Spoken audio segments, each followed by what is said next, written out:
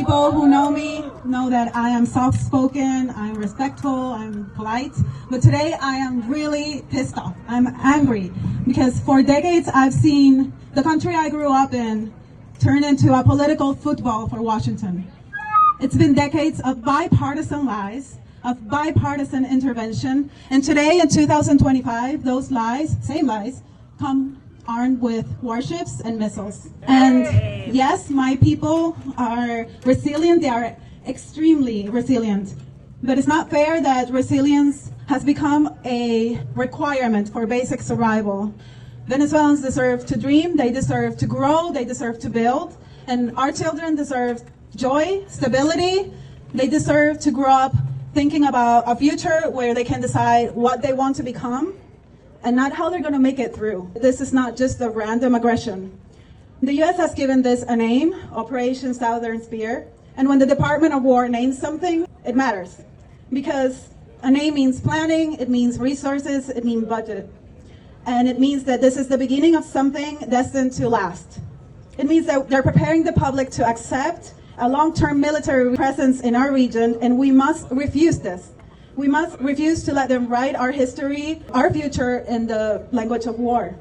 And meanwhile, here in the U.S., families are struggling to pay rent. Healthcare costs are crushing Americans, while more than 40 million Americans rely on SNAP just to eat. Somehow, the U.S. always has a blank check for war. And for me, as a Venezuelan American, it's really heartbreaking to know that my own tax dollars are being used to terrorize my own family in Venezuela.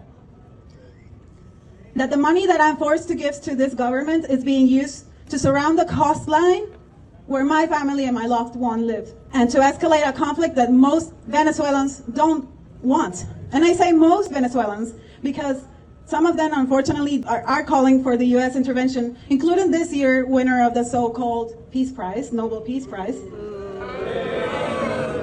But the truth is that missiles don't take sides. They don't ask if you're Chavista, if you're in opposition before they destroy your homes or before they take lives. And it breaks my heart that some Venezuelans are willing to sacrifice Venezuelans' life for a foreign agenda that has never, not once, protected us. So it's unbearable to watch my people who have survived everything, being treated as disposable. Venezuelans deserve respect. They deserve safety, and instead, what does the U.S. regime do? That they put sanctions that starve.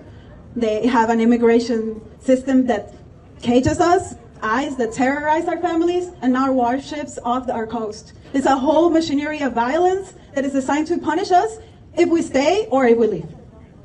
And that's why we're here today, to say no to Operation Southern Spear, no to this new military buildup, no to a Monroe Doctrine 2.0. We reject the idea that Latin America is the U.S.'s backyard. We reject the idea that Washington gets to decide our fate. We reject the violence carried out in our names with our tax dollars against our neighbors. Venezuela deserves peace, Latin America deserves sovereignty, and we in the U.S. deserve a government that invests in life, not war. So raise your voice with mine. Hands up, Venezuela. Hands up, Venezuela. Lift the sanctions. Lift the sanctions. No to Monroe Doctrine 2.0. No to Monroe Doctrine 2.0. Because the people are united will never be defeated. Thank you. Alerta, alerta, alerta que camina la espada de Bolívar por América Latina.